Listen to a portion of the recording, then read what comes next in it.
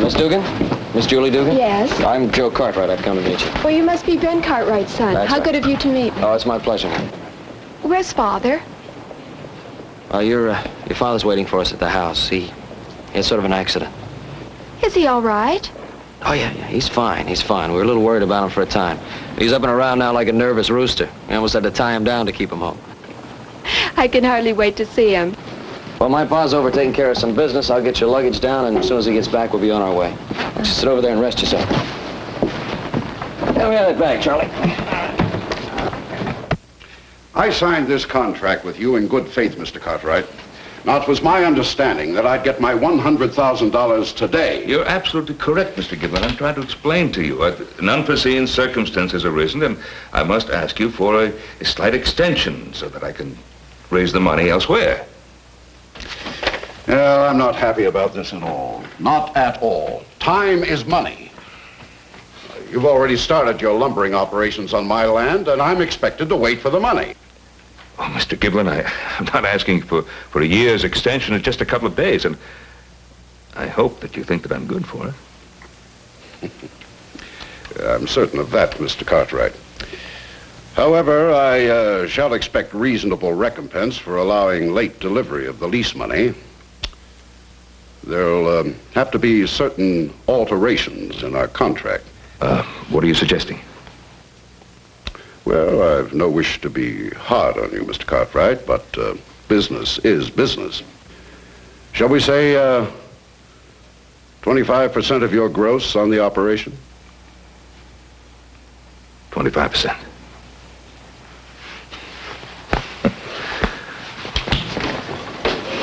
Mr. Giblin, I thought you used the word reasonable. What you're suggesting is highway robbery. Take it or leave it. Well, that's the way you're going to put it. Mr. Giblin, I will leave it. And I will leave your land tomorrow. You'll pay damages. Reasonable damages, Mr. Giblin. Reasonable damages.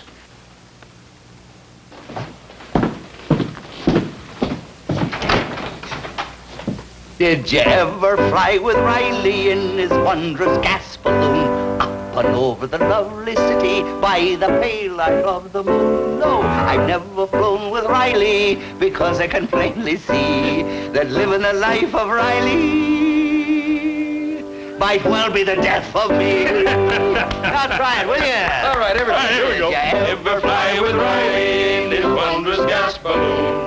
Up and over the lovely city by the pale light of the moon. No, I've never flown with Riley because I can plainly see that living the life of Riley might well be the death of me. Thank you, my darling. When I look at you, I feel 30 years younger. Oh, Papa. When I try to get up, I feel 40 years older. Well, old man, let me help you. There we are. Bring on the red coats. That's right. That was fun.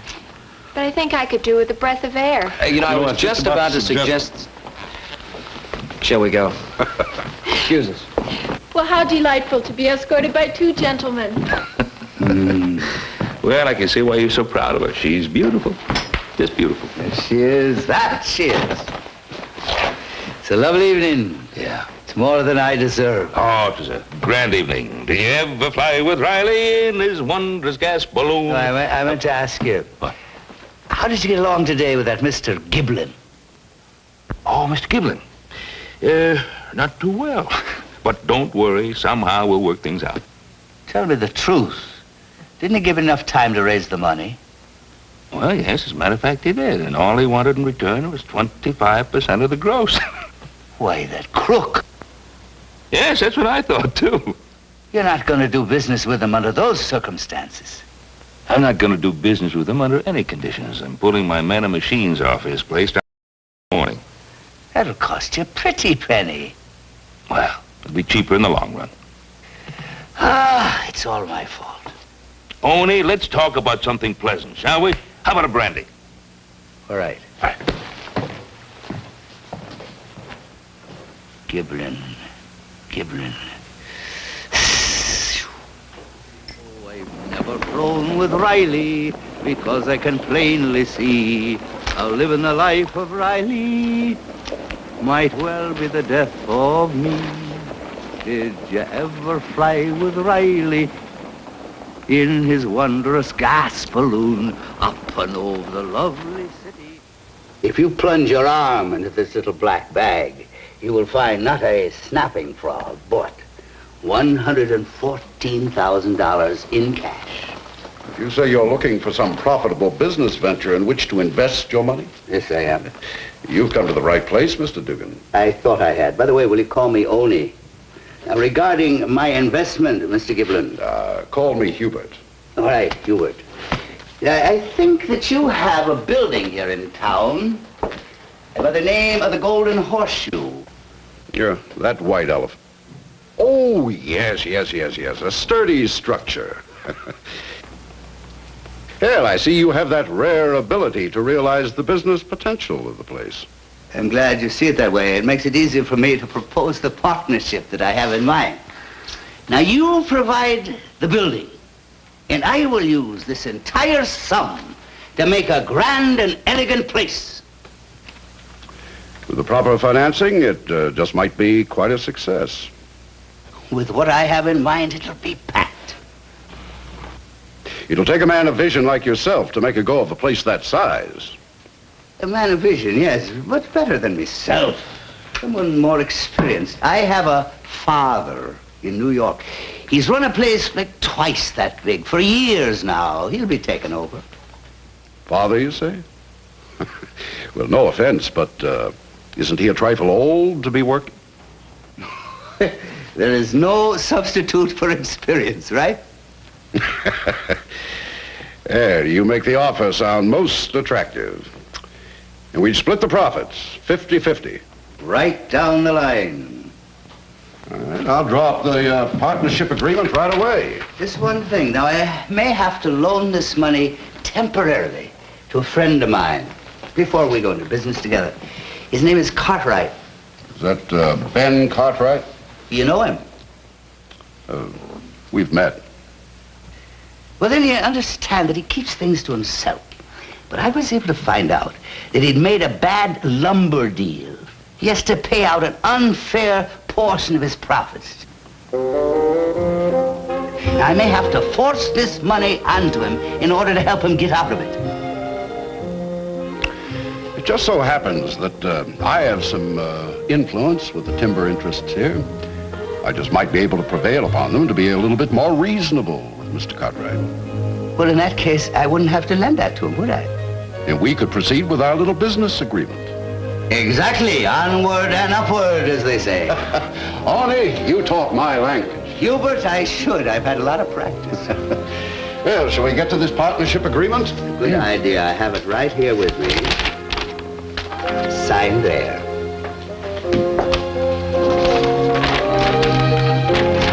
I don't know what kind of a tree you fell out of, but I can guarantee you're a nut.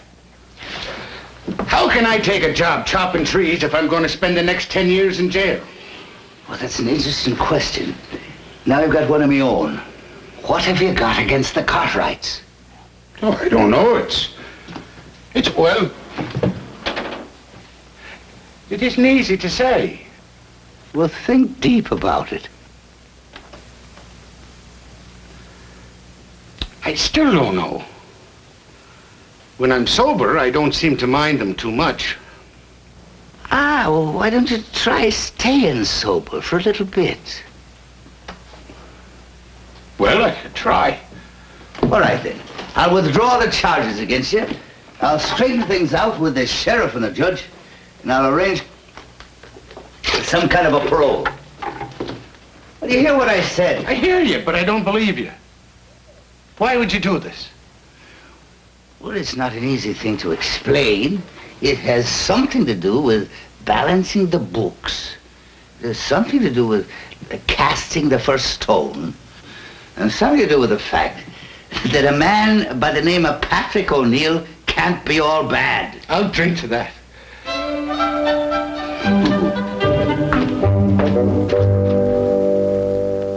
Ownie, it was nice of you to get Patrick O'Neill out of jail. And, of course you were right. He wasn't intending to kill us. He was drunk.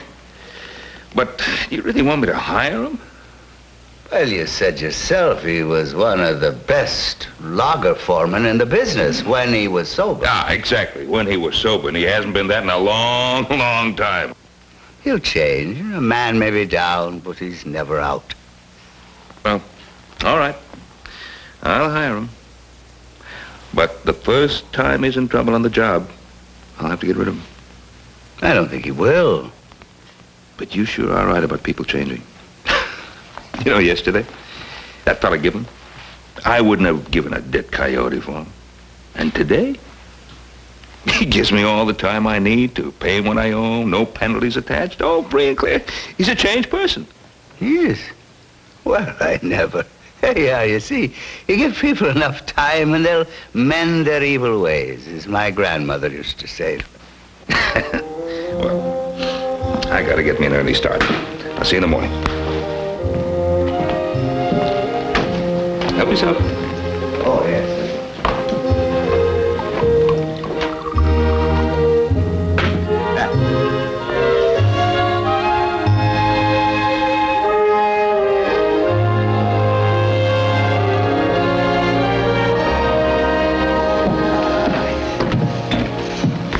Look at that, will you?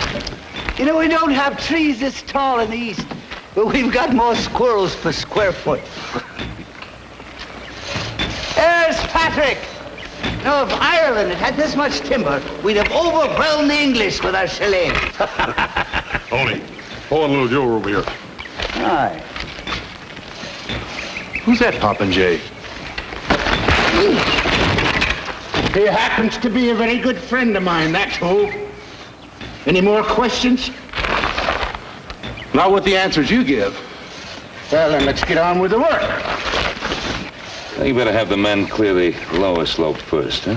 Yeah, that'll make it easy to skid the logs down from the upper ridge. Men! Well, Ownie, how are you? Yes, your men are as busy as a pocket full of bees. Yeah, they sure are. And that Patrick, how's he working out so far? Oh, he's doing great. Great, he's a good foreman. Because I just can't figure out how he managed to hire every Irishman in town since this morning. Well, you can't trust him. He's from the north. Now, you forgive me, I've got a bit of my own business to do in town. And I'll see you, though. Right. Hey, what kind of business is Ownie getting?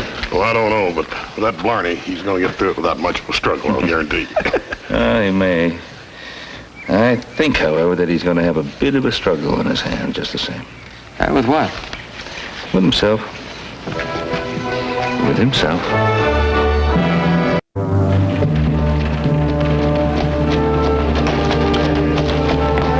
Hello, Ownie. It's a nice day. It was a nice day. The sight of you two would chase a snake up a rope. You don't really mean that. We've been kind of worried about you, Ownie. Let's go over to the saloon and have a little drink. Come off of it, Tierney. I'm here as a retired gentleman, rich and respectable. What would I be doing with the likes of you? We're simply fellow New Yorkers you happen to meet. Interested in a little friendly business conversation. Yes. You want to be friendly, don't you? I do not. Well, extend yourself.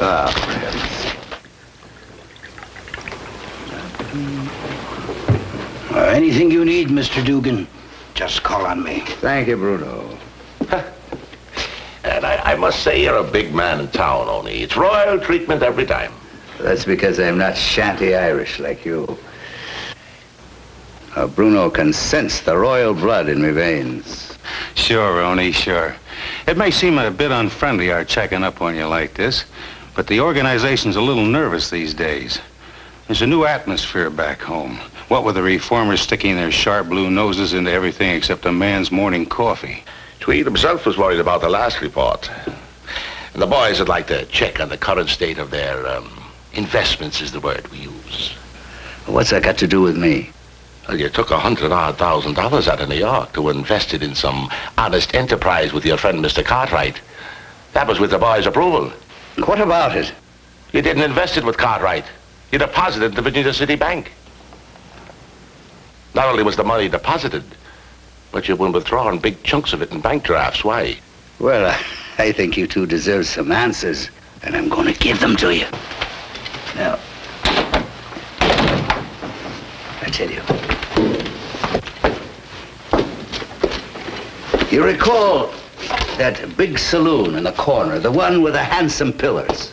You mean the one that's vacant? The same, only it won't be vacant long because I'm taking it over, and it'll be the biggest in the West.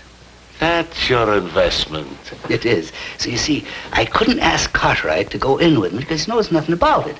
So I went big with Giblin. And I must say, Ownie, you never did things small. That's what the bank drafts were for. I sent for the equipment, and it took almost all of the $114,000. But it was worth it. I'm starting on the inside first so that we can open sooner. Good thinking. I thought you'd see it my way. I'm sorry if we appear to be a bit rough on you, but, well, that's our job, you understand. And I really want to say it, and I mean it from the heart. I'm glad we didn't have to tell Julie about your misguided past. Of course I understand, and now you can report that Ownie Dugan has made the smartest investment in his life. Slaughter. Slaughter.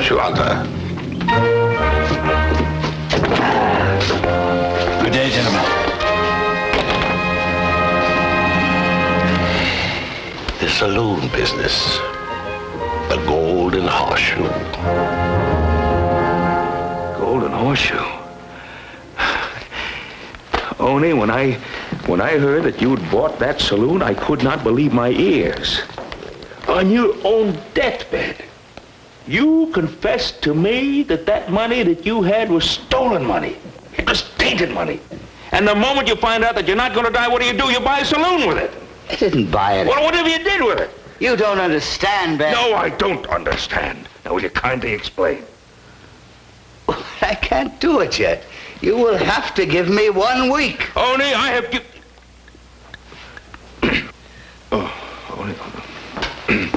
What? Oh, darling. You should have been in bed hours ago. We were just talking over a little business, Ben and I. Nothing you'd be interested in. You didn't hear us, did you? Do you think in all these years I didn't know what you were doing? The stolen money, the deals, the payoffs. You must have misunderstood. No, Papa.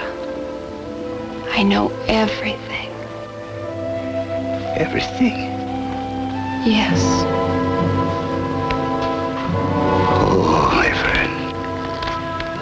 You may think it's strange, but I wish I'd been killed by that bullet. Be less painful than this. Ow. If only I had another week. Do you think in 1 week you could make up what you've done in a lifetime? Oh, no. But as my grandfather used to say, I can try.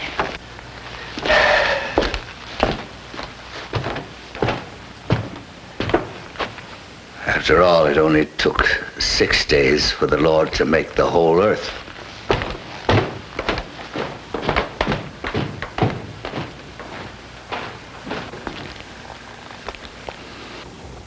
Well, see, the owner's missing breakfast together this morning.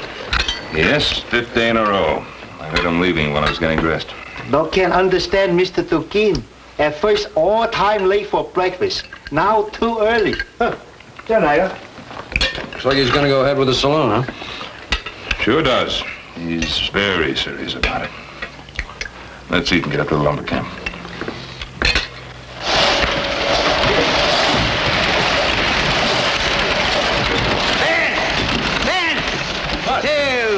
My week is up. I want you to come into town with me. Town for what? My shipment's coming in. Now, this is the last favor I'll ask you. Now, you come on, will you? And will you bring Patrick O'Neill with you? Will you? All right, I'll do it. We better get Patrick O'Neill. Come on, let's go.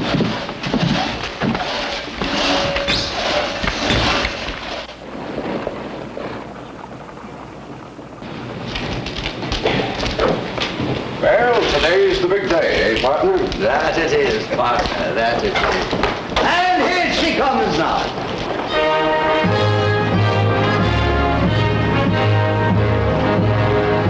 I can hardly wait to see our equipment, Ownie. Undoubtedly the finest marble-top bar, cut crystal chandeliers, plate glass mirrors, piano, and rugs as thick as bearskins.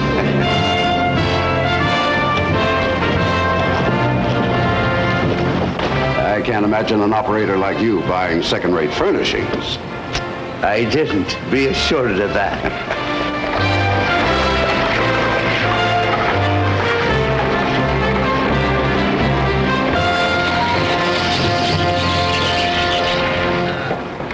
We are, Fly with Riley. All right, hello, take the covers off there, will you?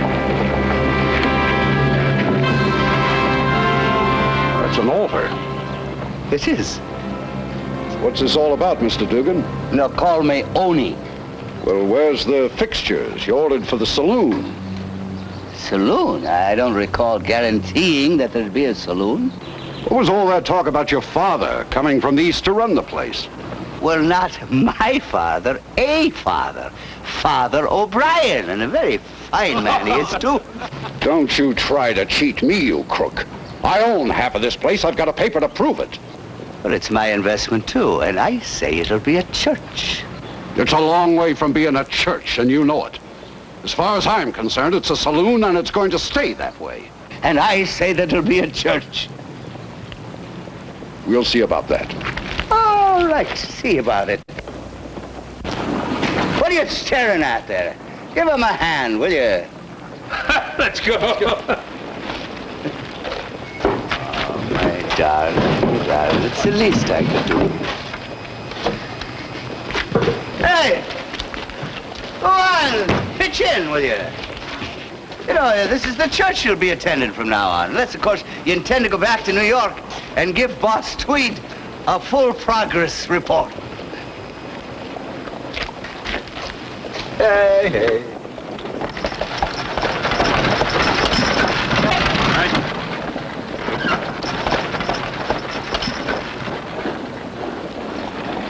There's a bit of equipment that's been long time needed around here. And I hope you'll be spending a good deal of time in it, Papa. I will, I promise. Cartwright! Mr. Cartwright! Giblin's been tearing around town hiring every tough he can find. Well, that doesn't surprise me at all. He's the type who'd steal a dead fly from a blind spider. I guess he tends to make good on his threat. We're not going to have too much longer to find out.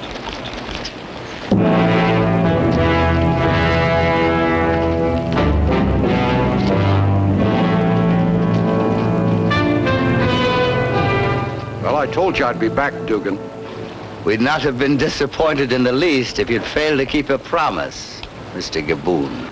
That's Giblin. I'm a man of action, and I'll not be cheated. All right, men, you know what I hired you for. Everything goes back in those wagons. You're a smart man, Mr. Giblets. And you'd be smarter still if you'd buy these poor young men a drink and not let them get their heads broken. Walk right over the top of him if you have to. He's only one man. Mr. Gibbon? Does it make any difference?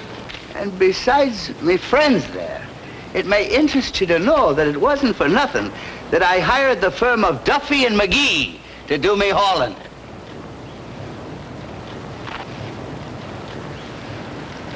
I'll double your pay. Now get in there and get him. Let's get him!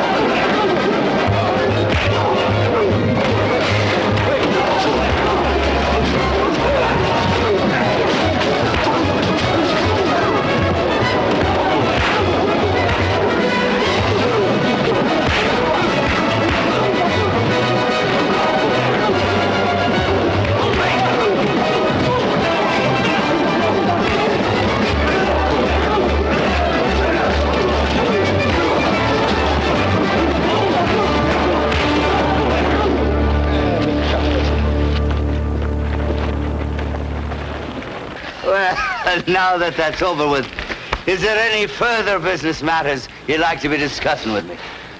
The church is all yours. There we are. I want to thank you, but didn't I tell you he was a tiger in the street? You know, how can I ever thank you, gentlemen, for the magnificent help you've given me over the last 3 weeks? Looks wonderful. There comes my father.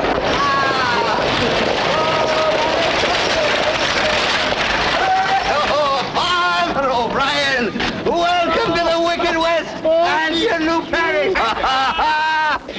You remember my daughter Julie?